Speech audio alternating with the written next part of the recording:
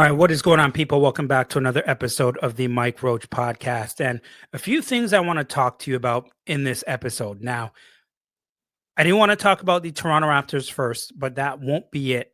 I'm going to talk a little bit about the Ja Morant situation as well. And then I'm going to go into the Toronto Blue Jays just a little bit, not breaking down or analyzing anything like that, but I just want to break down the importance and what that run really did for the city and how it brought strangers together. People who didn't know each other, just coming together for the common goal of cheering on what the Toronto Blue Jays did. So I do want to talk about that towards the end of the show. Okay. Now, first of all, last time I was on here, the last podcast I did, I talked a bit about the Toronto Raptors and them being 1-4, I believe. Did I do anything after that? I don't think so. But I did talk about being in panic mode, right? And now they've kind of, did kind of right that storm just a little bit. They are at 4-4 right now after 8 games, which is good, by the way. And that is good because, listen, I mentioned this to you many times. You got to try to get wins early. You got to try to get wins early. And you don't want to have to panic, especially when the Raptors were not playing against very good teams. Drop a bomb. Cleveland, you get the win against the Milwaukee Bucks. And who the hell was the other team that they played and got the win against? I can't even remember. The Memphis Grizzlies. But those are 3 games, especially Morant's not playing, whole bunch of guys not playing for the Cleveland Cavs in that game. Milwaukee's coming off a tough back-to-back against the Indiana Pacers. You got to lock some of these wins up. You got to lock some of these wins up. These add up at the end of the season when it comes to making the playoffs. That's why I talk so much about getting wins and getting them early. Get them early. Okay, now this was a blowout. This was a blowout. 128-100. Raptors beat the hell out of the Milwaukee Bucks, which is good to see because a few games back, Milwaukee came in and absolutely manhandled the Toronto Raptors. Just manhandled them. The numbers looked a lot better in this game. The Raptors outshot the Milwaukee Bucks 91 field goal attempts to 86. They shot well from 3-point range early on too. Scottie was shooting it well from 3-point range. He went 2 of 2 with 8:57 remaining in that first Q. RJ Barrett was 2 of 2 with 8 minutes remaining in that first quarter. Quick was 2 of 2 for 7:25 remaining in that first quarter. There were 6 of 7 from 3-point range early on in this game. That's always a good sign. That's always a good sign to see your main guys shooting well.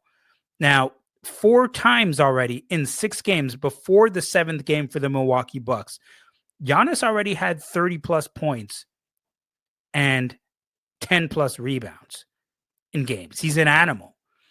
And when you watch him, sometimes he's barreling his way to the basket like a freight train. You got to say, how the hell do I stop this guy without fouling him? Because I can tell you right now, it's almost damn near impossible.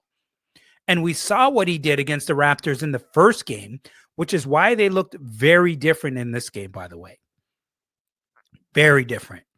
The Raptors, and this is something that is key, and it has to continue for the entire season, no matter who the Raptors play. They have to be physical. They have to be physical. Scottie was physical. Was physical with Giannis Antetokounmpo. And Scottie ain't some little pipsqueak. Okay, do you see the muscles coming out of this guy's neck? He's a big dude. He's a big, strong guy. You need some of that physicality if you're going to be going up against these guys like Giannis Antetokounmpo. And guess what? Remember how much I told you that I was disgusted the last time when it comes to the Raptors and rebounding? They out rebounded the Milwaukee Bucks by 9 in this one, 50-41. And guess what? Somebody was back in the lineup. Somebody was back in the lineup that I was concerned about because I talked to you the last time about his damn back. Jakob Poeltl. Jakob Poeltl was back in the lineup. So you know what we're going to do for him? We're going to drop a bomb for Jakob Poeltl, damn it, because Jakob Poeltl came back. He didn't look too bad. He played 20 minutes in this game, first of all, by the way. Okay, 8 points, 9 rebounds. He was a physical presence. That's what we need. You need a physical presence. He was able to alter shots, take up space. You need that from a Jakob Poeltl. And I don't want to go through too much of these notes because we're already behind I am behind when it comes to doing this review. But having Jakob Poeltl back in that lineup is good, man. And he provides size for you, shot blocking, all of those things. So it's nice to have him back in the lineup. Now, Jamal Shead is also another guy. Third off the bench in assists in the NBA. Whenever he comes in, damn it, he's just impactful. And that's what we like about a guy like Jamal Shead. Always in your face, makes the right plays for the most part. His shooting is improving. And I mean, I didn't look at his numbers, but I can tell you what, he's not afraid to get that 3 ball up anymore. I could tell you that much. And so I never have to get worried when Jamal Shead comes into the game because he's always one of those guys that you know is going to play hard and play hard all the time. Three guys, Barrett, Ingram, Barnes, only trio right now to be averaging 20 plus points per game. All three of them. Only trio in the NBA right now to be doing that. Brandon Ingram in this game, 31 minutes, 13 points, 8 rebounds, 4 assists. He didn't have to do too much in this game because, like I did mention to you, it was a massive beatdown. RJ Barrett, 23 points in this one, also had 8 rebounds, 4 assists as well. And, you know, I typically like to watch RJ Barrett from the free throw line because I do want to see some improvement there over what we saw last season. 7-12 from the free throw line. Still want to see that a bit better. But overall, Scottie Barnes, 23 points in this one, 6 assists, 3 rebounds.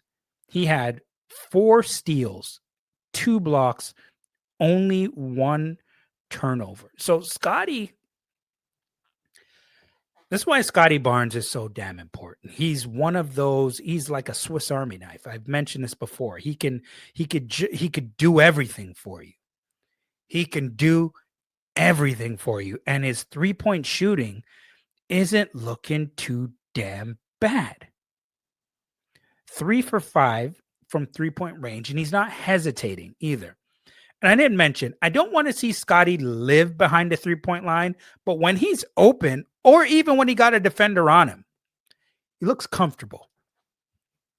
And the only way for him to improve with that 3-point shot is to actually take the shot.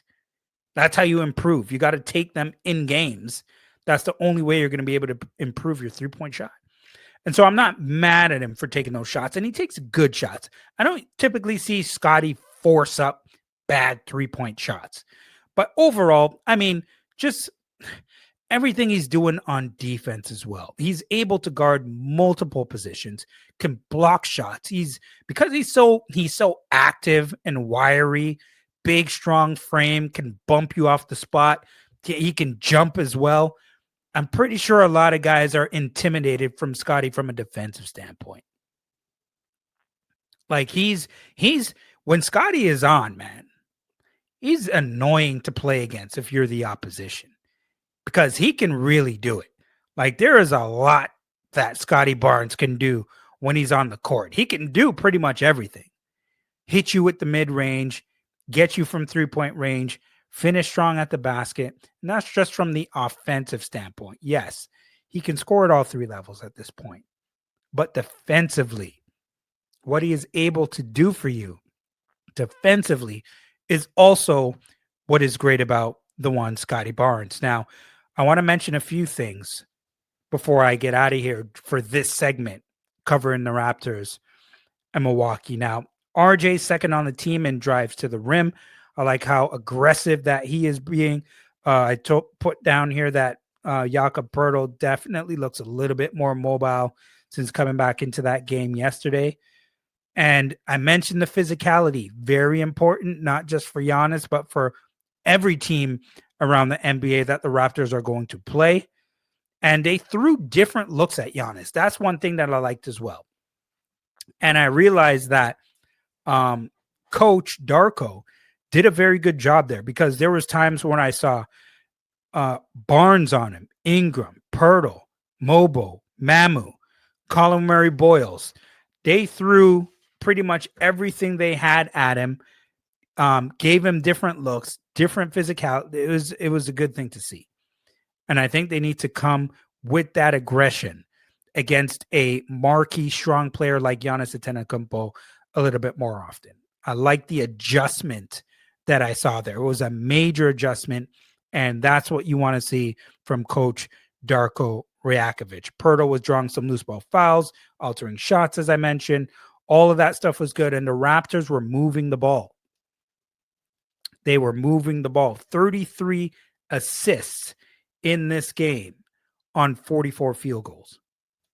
Pretty damn good. Pretty damn good. So, you know what? We're going to... What's going on with my mouse here? Drop the ball. And I am very proud that I actually finished this in like 12 minutes. Absolutely fantastic. I'm proud of myself. But now, moving on here, folks.